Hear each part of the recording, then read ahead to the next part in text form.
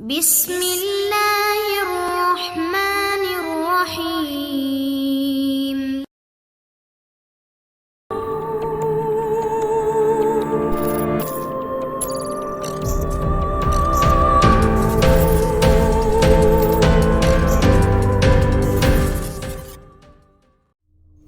السلام علیکم دوستو، رہنمائی ہارر اسٹوری بائی احسان سحر۔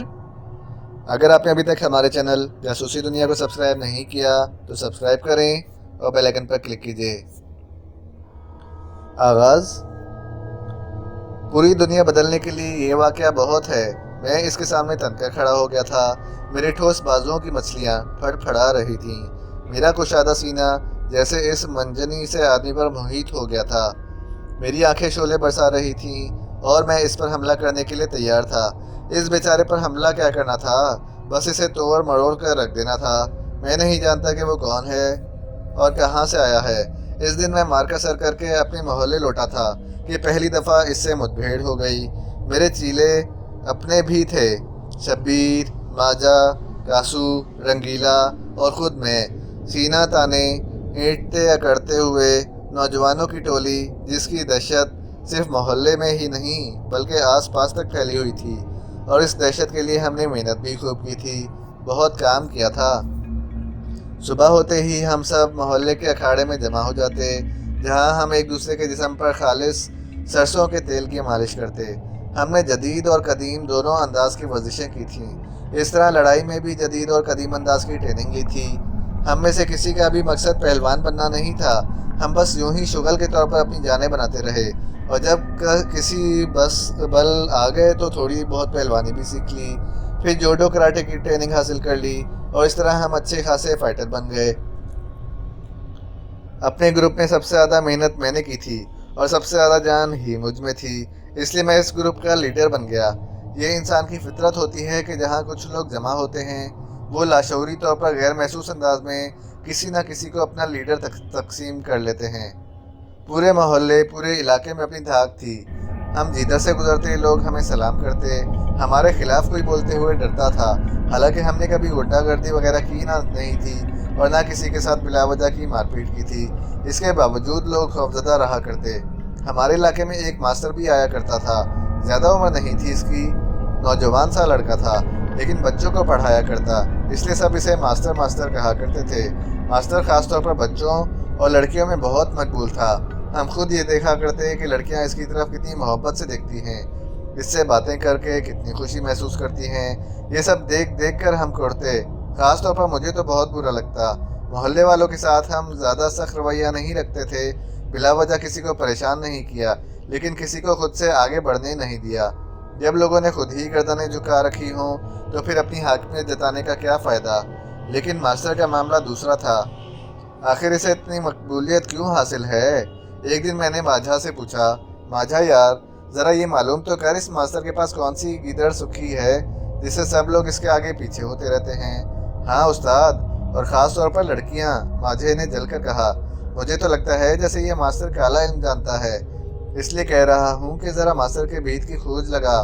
آخر وہ ہے کیا چیز؟ اس نے لڑکیوں کو کون سی پٹی پڑھا رکھی ہے؟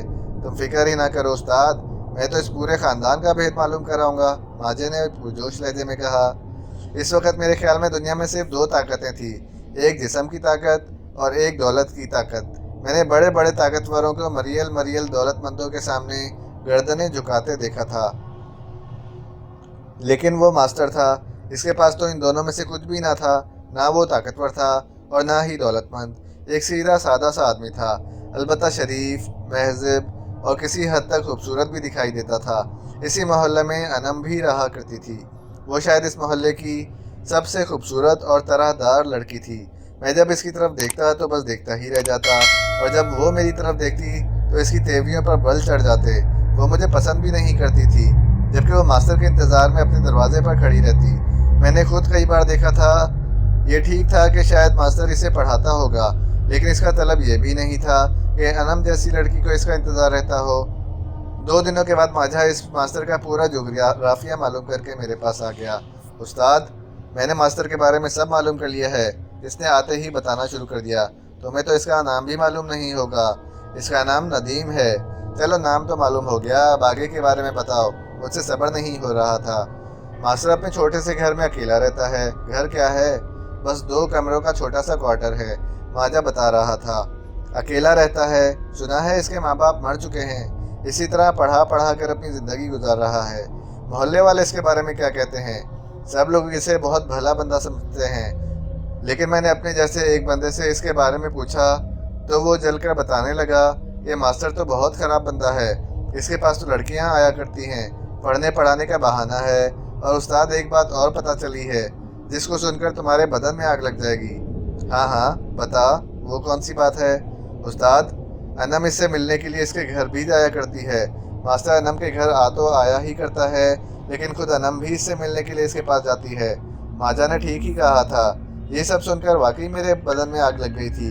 اس کا انم کے یہاں آنا تو کسی حد تک برداشت کر سکتا تھا، لیکن خود انم اس کے پاس جاتی تھی، یہ میری برداشت سے باہر تھا۔ ماجا، اب تو ہی کوئی ترکیب بتا، میں نے پوچھا۔ دیکھو استاد، یہ معاملہ ذرا دوسرا ہے، اس نے کہا۔ سب لوگ ماسٹر کی عزت کرتے ہیں، میں نے خود کئی بار دیکھا ہے کہ وہ اور انم ایک ساتھ گھر سے باہر نکل رہے ہوتے ہیں، یعنی خود انم کے گھر والوں کو اس کے ساتھ جانے پر کوئی اعتراض نہیں ہے، تو پھر تم کون خواہ مخواہ ہوتے ہو؟ ہاں یہ بات تو ہے، میں نے گردن ہلا دی۔ ماجا ایسے معاملات میں بہت ہوشیار تھا، اور اس کے مشورے بھی بہت مناسب ہوا کرتے تھے، اس لیے میں اس سے اس قسم کے کام لیا کرتا تھا۔ میرے دوسرے ساتھی صرف جسم کے تھے، ان کے پاس ذہن نام کی کوئی خاص چیز نہیں تھی۔ اب تم کیا کرو گے استاد؟ ماجا نے پوچھا۔ تم ہی کوئی مشورہ دو، میں نے کہا۔ میرا مشورہ ہے کہ پہلے تم دل میں فیصلہ کرو کہ تم کیا چاہتے کیا ہو، ماجا نے کہا۔ مان لیا کہ انم تمہیں اچھی لگتی ہے، لیکن تم اس سے کیا چاہتے ہو؟ کیا شادی کرنا چاہتے ہو؟ چاہتا تو بہت ہوں یار، میں نے ایک گہری سانس لی، لیکن تم خود سوچو، انم کے گھر والے مجھ سے انم کی شادی کبھی نہیں کریں گے، ان سے یہ کہنا بالکل ہی فضول ہے، تو پھر اتنی بھاگ دوڑ اور محنت کا کیا فائدہ؟ ان کو ان کے حال پر رہنے دو، تمہارا کیا جا رہا ہے؟ یہی تو برداشت نہیں ہو پا رہا، میں نے کہا۔ میں جب بھی انم کو دیکھتا ہوں تو بدن میں آگ سی لگ جاتی ہے، تو پھر ایک اور راستہ ہے۔ وہ کیا؟ میں چونک کر ماجھے کی طرف دیکھا، جس کے چہرے پر سورج کی پرچھائیاں رقص کر رہی تھیں۔ تم ڈائریکٹ انم سے بات کر لو، وہ اگر تمہاری محبت کو قبول کر لیتی ہے تو پھر اس کے گھر والے بھی رکاوٹ نہیں بن سکتے۔ ماجھے کا مشورہ دل کو لگ گیا تھا۔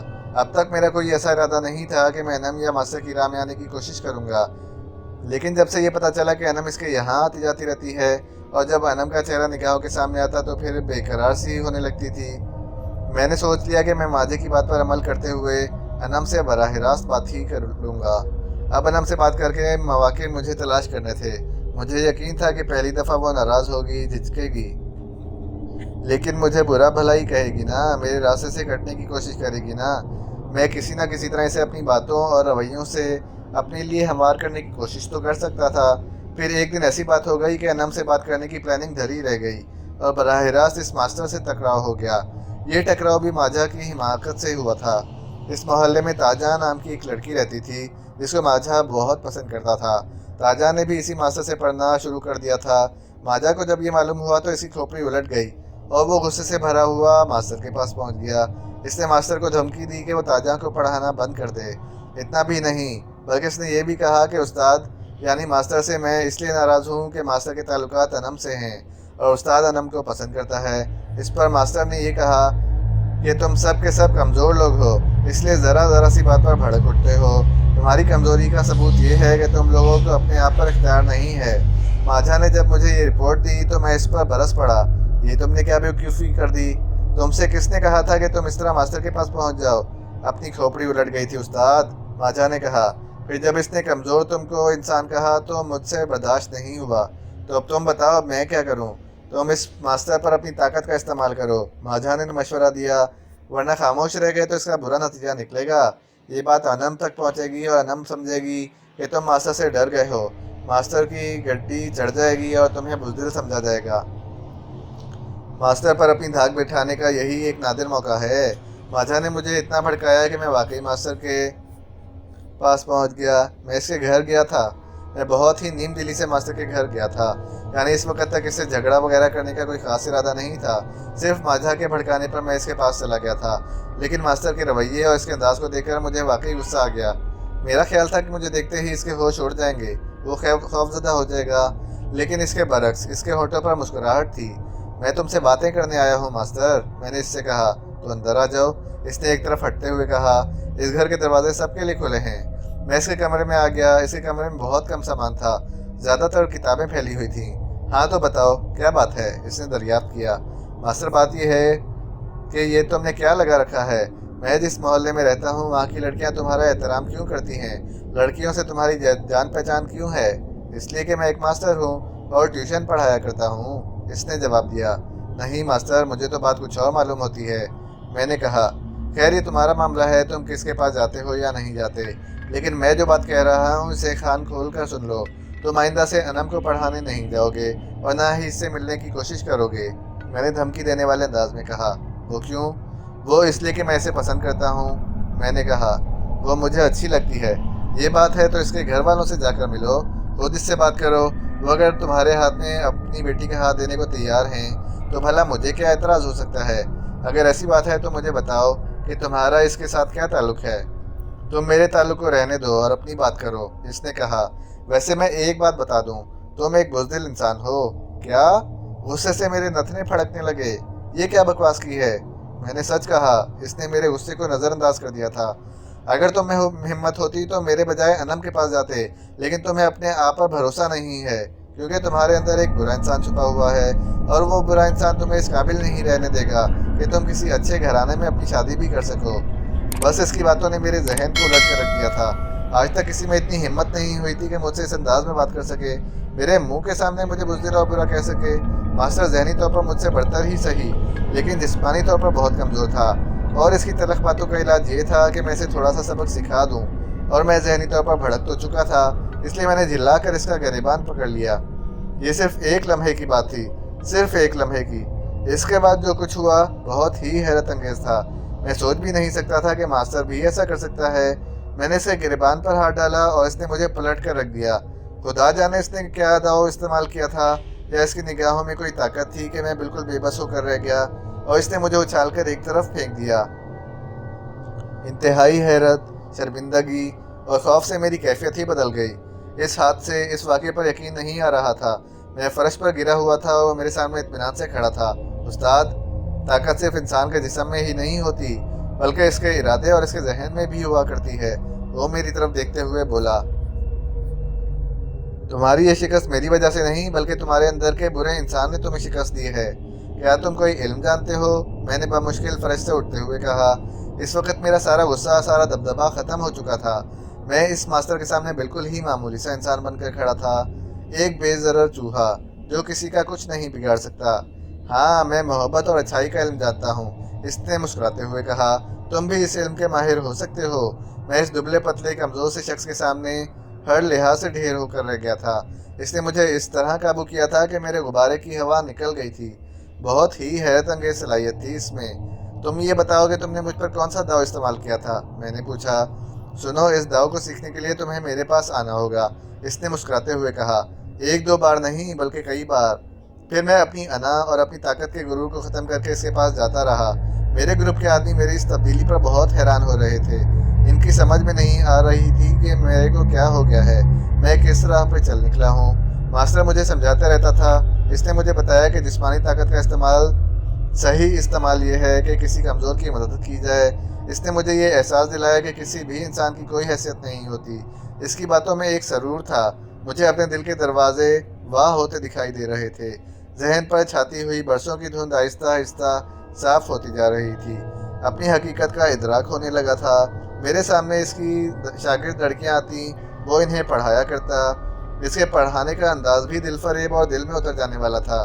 اس کی نگاہیں نیچے رہتی اور وہ انہیں سمجھاتا رہتا، دنیا کی اونچ نیچ اور اچھا تیور برائیوں کے بارے میں بتاتا۔ ماسٹر نے مجھے کوئی داؤ پیچ نہیں سکھایا، لیکن مجھے اس کی طاقت کا راز معلوم ہو گیا تھا۔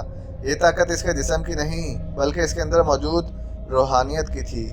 پہلے تو میں یوں ہی تجسس کی وجہ سے اس کے پاس جایا کرتا تھا، پھر احتراماً جانے لگا، اور کچھ دنوں کے بعد اس سے ملاقات میں اس لیے بے پناہ حقیقت بھی شامل ہو گئی، اور احساس ہو گیا کہ ماسٹر ندیم کوئی معمولی شخص نہیں ہے۔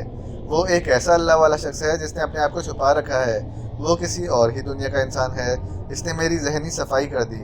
جس طرح کے انجن کی اوور ہالنگ ہوا کرتی ہے، مختلف کیمیکل وغیرہ کے ذریعے سے دھو کر صاف کیا جاتا ہے، اس طرح ماسٹر نے مجھے صاف کر دیا۔ میں جیسے جیسے اس کے قریب ہوتا جا رہا تھا ویسے ویسے اس کی شخصیت کے جوہر کھلتے جا رہے تھے۔ داڑھی مونچھوں سے بے نیاز وہ ماڈرن قسم کا ماسٹر ایک مکمل صوفی تھا۔ درویش صفت اس میں جتنی خوبیاں تھیں، ان خوبیوں نے اسے دوسروں سے بہت ممتاز کر دیا تھا۔ اس کی باتوں میں اثر تھا اور اس کی آنکھوں میں کشش۔ ایک دن اس نے مجھ سے کہا، میرا خیال ہے کہ میں تمہاری زندگی کے سیدھے اور سچے راستے پر لانے میں کامیاب ہو گیا ہوں، اور تم نے بھی اپنا انا کی قربانی دے دی ہے، اس لیے میں تمہیں ایک تحفہ دینا چاہتا ہوں۔ کیسا تحفہ؟ انم کا تحفہ، اس نے کہا۔ تم اس کے والدین کے پاس اپنا پیغام لے کر جاؤ، وہ قبول کر لیں گے۔ میں نے ان سے بات کر لی ہے۔ حیرت کی بات پر جھٹکا تو لگتا ہی ہے، مجھے بھی لگا، اور تھوڑی دیر بعد سنبھل گیا۔ کیا؟ تھوڑی دیر بعد میں نے خود کو سنبھالتے ہوئے کہا، ہاں بھائی، تم اب پہلے والے انسان تو رہے نہیں ہو، اب تم اس قابل ہو کہ وہ تمہیں قبول کرنے میں خوشی محسوس کریں گے۔ اگر مجھے ذرا سا بھی یہ شبہ ہوتا کہ انم کے یہاں رشتہ لے جانے کے بعد مجھے ایک بہت بڑی قربانی دینا پڑے گی تو شاید میں ایسا کبھی نہ کرتا۔ میں انم کے یہاں رشتہ لے کر بھی گیا، ان لوگوں نے میرا رشتہ قبول کر لیا، لیکن اس کے بعد وہ ماسٹر غائب ہو گیا۔ خدا نے اس شخص کو میری رہنمائی کے لیے بھیجا تھا، اس نے میرے وجود کی ٹیڑھ نکال دی، انم سے میرا رشتہ کرا دیا اور اپنا فرض ادا کر کے کہیں اور روانہ ہو گیا تھا، کسی اور طرف، کسی اور کو راہ راست پر لانے کے لیے۔ اس نے یہ نیکی صرف میرے ساتھ نہیں کی تھی، بلکہ میری وجہ سے ماجھا اور رنگیلا بھی سدھر گئے تھے۔ ایک شخص کی نیکی نے ایسا چراغ روشن کر دیا تھا جس کی روشنی دور دور تک سفر کر رہی تھی۔ وہ بلا شبہ ایک بڑا انسان تھا، نہ جانے کون تھا اور کہاں سے آیا تھا اور کہاں چلا گیا تھا۔ میں نے اور انم نے شادی کے بعد اسے تلاش کرنے کی بہت کوشش کی، لیکن اس کا کوئی سراغ نہ مل سکا تھا۔ اس نے جس مکان میں رہائش اختیار کر رکھی تھی، اس مکان کے مالک کو بھی اس کے بارے میں کچھ علم نہ تھا۔ وہ غائب ہو گیا تھا، لیکن جاتے جاتے ہماری زندگی بنا گیا۔ اب میں اور انم اسی محلے میں زندگی گزار رہے ہیں۔ اس محلے کے لوگ اب مجھ سے یا میرے گروپ کے لوگوں سے خوفزدہ نہیں رہتے، بلکہ محبت کرتے ہیں، ہمارا احترام کیا جاتا ہے، اور یہ سچ معلوم ہوتا ہے کہ نگاہ مرد مومن سے بدل جاتی ہیں تقدیریں۔ میں اپنی کہانی اس لیے بیان کر رہا ہوں کہ شاید آپ کے محلے اور علاقے میں کوئی اس ماسٹر جیسا شخص موجود ہو تو اس کا احترام کریں، اس کو پہچاننے کی کوشش کریں۔ اگر میری یہ کہانی خود وہ پڑھ لیں تو ان سے درخواست ہے کہ وہ ایک بار ضرور ہمارے پاس آئیں، ہمیں دعائیں دینے کے لیے اور ہماری مسرت زندگی کو دیکھ کر خوش ہونے کے لیے۔ ختم شد۔